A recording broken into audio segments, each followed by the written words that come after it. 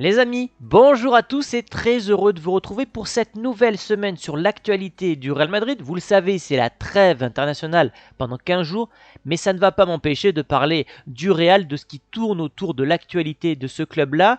On va pas perdre de temps, j'espère que vous avez passé un excellent week-end. Moi, c'était extraordinaire, un week-end en famille. Pour ceux qui me suivent, vous avez pu voir quelques photos sur Instagram. Mais voici le sommaire. On va tout d'abord commencer sur Sergio Ramos, qui fait son grand retour en Espagne. L'histoire est absolument fabuleuse. On parlera ensuite de l'enquête qu'a commissionné le Barça envers le Real Madrid. Je trouve ça très petit de la part des Catalans, mais je vous donnerai mon avis. On évoquera évidemment la fin de mercato du Real Madrid. Je n'ai pas pu faire de vidéo à proprement parler et focus sur ce sujet-là. On en parlera rapidement. On évoquera dans un quatrième temps le Golden Boy, Jude Bellingham, qui impressionne l'Espagne, qui impressionne le Real Madrid et qui est tout simplement sur les traces d'un certain Cristiano Ronaldo. Et comme d'habitude, on terminera par un mini-jeu que vous m'envoyez énormément. Je suis assailli de mini-jeux sur Instagram. Merci à tous, ça me permet de faire ce genre de jeu avec vous en fin de vidéo. Donc installez-vous bien, prenez un thé et un café comme d'habitude et c'est parti pour 10 minutes, un quart d'heure de pur bonheur sur le Real Madrid.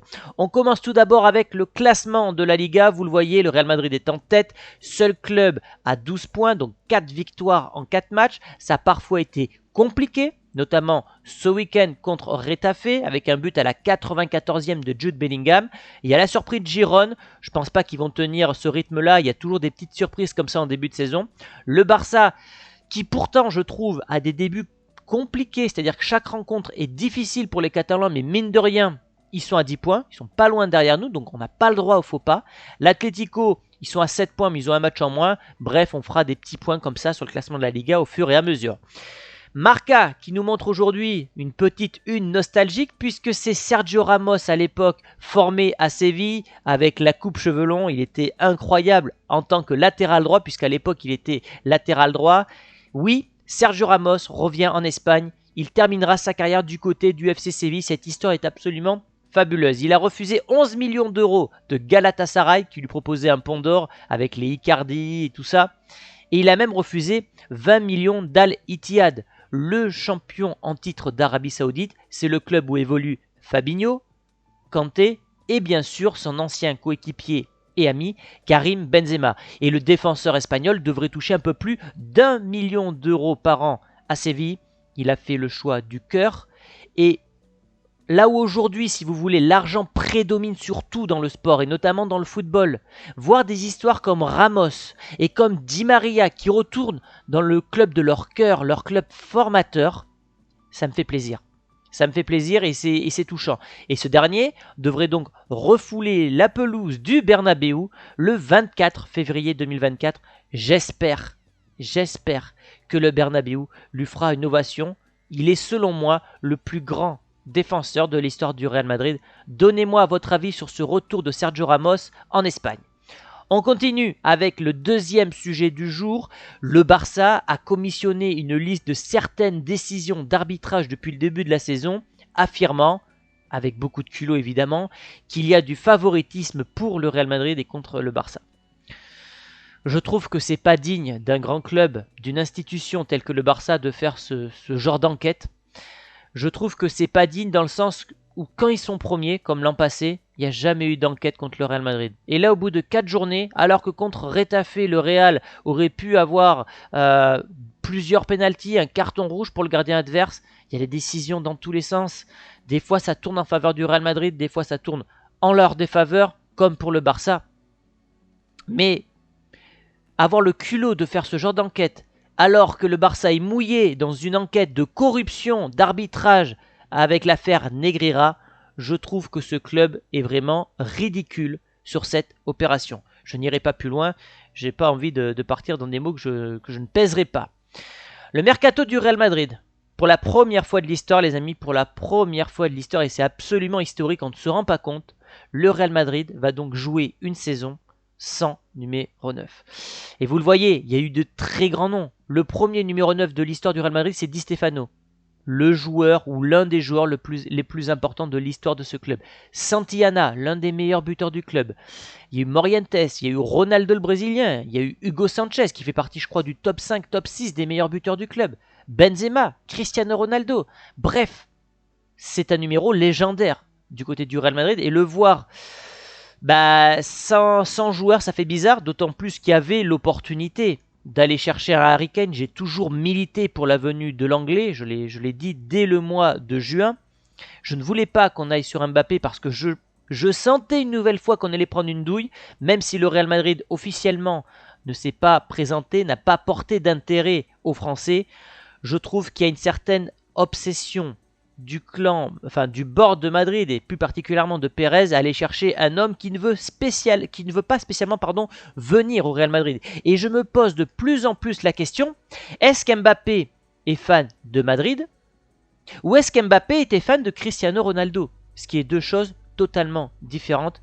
Pour moi, la meilleure des solutions possibles pour qu'on arrête avec ce dossier-là, c'est que ce dernier prolonge 3 ans, qui continue l'aventure au Paris Saint-Germain. Il y a une nouvelle ère qui s'ouvre avec Luis Enrique. J'en ai débattu hier avec Christophe sur la chaîne du vestiaire. Je vous invite à aller voir ma chaîne secondaire. Il faut passer à autre chose et il faut focus ce mec-là. Ce mec-là qui a une clause libératoire l'an prochain, qui est un véritable, pour le coup, numéro 9, ce que n'est pas Mbappé.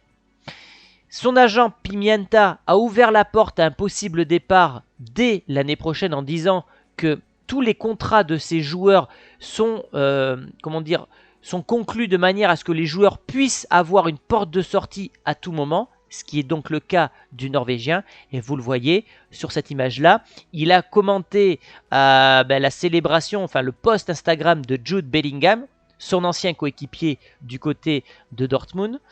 Ils s'entendaient tellement bien qu'à un moment, moi j'ai cru que Jude Bellingham signerait du côté de Manchester City. Est-ce que ça sera un atout pour le Real Madrid d'avoir Jude Bellingham pour attirer Haaland? Je ne sais pas. En tout cas, mon choix, et je l'ai toujours dit, même quand le dossier Mbappé était brûlant, j'ai toujours préféré le profil d'Haaland au profil d'Mbappé. Dans le sens que il a le profil pour se marier parfaitement avec des ailiers tels que Vinicius et Rodrigo, alors qu'en allant chercher Mbappé, qui sera libre peut-être de tout contrat, et je pense qu'il sera le favori du bord du Real Madrid malheureusement, on se retrouverait avec 3 ailiers gauche à l'attaque du Real Madrid. Donc on verra, mais ne vous faites pas d'illusions, Pérez aura le choix entre un Mbappé qui sera potentiellement libre de tout contrat et un Haaland qui coûterait peut-être 150 à 200 millions d'euros. Évidemment que Pérez ira chercher Mbappé une nouvelle fois, à mon grand désarroi. Voilà, moi je vous le dis et je l'ai toujours dit, je préfère Haaland à Mbappé. Ça divise certains membres de la communauté madrilène, mais il faut savoir se mouiller, il faut savoir donner son avis. Et vous venez sur cette chaîne pour que je donne mon avis sur la situation globale du club. Mon avis, c'est que je préfère Haaland à Mbappé. Voilà. En parlant du Real, du coup, Jude Bellingham avec cette image fabuleuse qui est sur les traces de Cristiano Ronaldo, mais qui aurait pu imaginer ça au bout de 4 matchs? Pourquoi je dis ça? C'est le 4e ou 3e joueur le plus rapide de tous les temps en Liga au 21e siècle à atteindre la barre des 5 buts. Voilà, le plus rapide était Radamel Falcao, sa version létale du côté de l'Atlético Madrid. Ronaldo en 2009 avait inscrit pareil 4 buts. Avait mis 4 matchs pour inscrire 5 buts en Liga. Pareil pour Lewandowski et donc la même chose pour Jude Bellingham. Oui, c'est un diamant, comme le dit Opta, mais parmi ces 4 joueurs, Bellingham c'est le seul milieu de terrain. Et c'est ça qui est incroyable. Je ne sais pas comment il va tenir ce rythme, s'il va pouvoir le tenir, parce qu'il va également jouer avec la sélection anglaise. Attention aux blessures, attention au surmenage. Mais vous le voyez, Jude Bellingham est le joueur le plus décisif. Lors des 4 premiers matchs joués avec le Real Madrid au XXIe siècle, en fait, il y a 5 buts et une passe décisive. Ronaldo, le Portugais, c'était 5 buts. Je ne sais pas pourquoi il y a 6 buts, mais c'était 5 buts. Et Isco, c'était 3 buts et une passe décisive. C'est Pop Foot qui nous donne cette stat. C'est ahurissant. C'est ahurissant. Alors, est-ce que ces stats-là ont permis au board de Madrid, Pérez, Sanchez, etc. de se dire on n'a pas besoin de numéro 9 parce que ce mec-là peut marquer de la tête, pied gauche, pied droit, il se projette, il est malin et surtout, on l'a vu contre Retafe, ce mec-là a l'instinct de buteur parce que le but qu'il met ce week-end, c'est un but de renard des surfaces? Peut-être. Peut-être que c'est tout simplement aussi une politique du club d'investir un joueur star par an. On l'a vu, il y a eu Kamavinga, il y a eu Tchouaméni, il y a eu cette année Bellingham.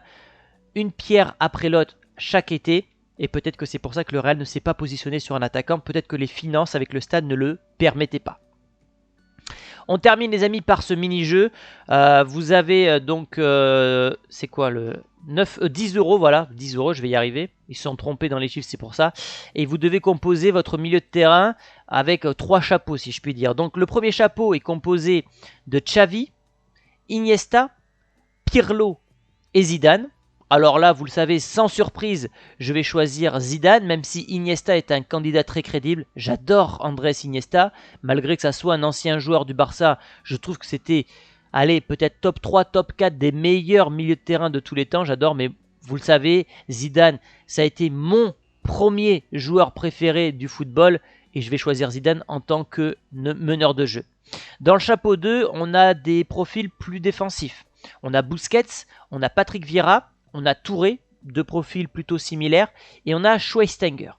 Alors, pour équilibrer tout ça, pour mettre un mec devant la défense, je mettrai Patrick Vieira, parce qu'il est capable, avec ses tentacules, d'aller chercher des ballons partout, mais en plus de ça, d'apporter un bagage physique que ne vont pas apporter, par exemple, un Schweinsteiger et un Busquets. Alors vous me direz, pourquoi tu n'as pas choisi Touré ? Je dirais que Touré n'a pas réussi partout et je trouve que la longévité de Patrick Vieira est à souligner par rapport à l'Ivoirien, mais ça c'est une histoire de goût et de couleur. En tout cas voilà, 2 Français pour l'instant, Zidane, Vieira, et dans le dernier chapeau qui est extraordinaire, Ozil, Xabi Alonso, Paul Scholes et David Silva. Alors étant donné que j'ai choisi Zidane dans le chapeau 1, je vais retirer des profils offensifs tels que David Silva et Ozil. Mon choix se porterait donc entre Xabi Alonso et Paul Scholes.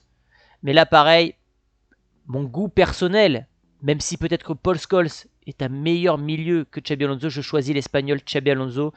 Je trouve que ce mec-là a une carrière absolument parfaite. Real Sociedad, il file en Angleterre, il gagne tout avec Liverpool, il retourne en Espagne au Real, il finit au Bayern Munich. Je trouve que ce mec-là a joué que dans des clubs absolument mythiques. Donc mon milieu de terrain, si je dois choisir avec ce mini-jeu-là, ça serait Zidane, Patrick Vieira, Xabi Alonso. Donnez-moi votre milieu de terrain dans les commentaires. Et voilà, j'avais oublié une chose, ça me fait penser à un truc, sur Jude Bellingham, d'après Marca. Il est le favori pour gagner le prochain Golden Boy. Vous savez, je crois que c'est un trophée qui est italien, de la presse italienne, Tuttosport, si je ne dis pas de bêtises, qui va récompenser le meilleur jeune de moins de 20 ans. Donc parmi les anciens gagnants, il y a eu par exemple Gavi du Barça, même si je pense qu'il ne le méritait pas à l'époque, objectivement. Il y a Haaland, Mbappé l'ont gagné, il me semble. Donc Bellingham est le favori pour remporter ce trophée et j'espère évidemment qu'il le remportera. Si c'est le cas, j'en ferai une vidéo sur la chaîne. Voilà les amis, c'est tout pour aujourd'hui. Donc n'hésitez pas à m'envoyer sur Instagram, on est déjà 30 000. Merci beaucoup. Vos mini-jeux pour les prochaines vidéos actu.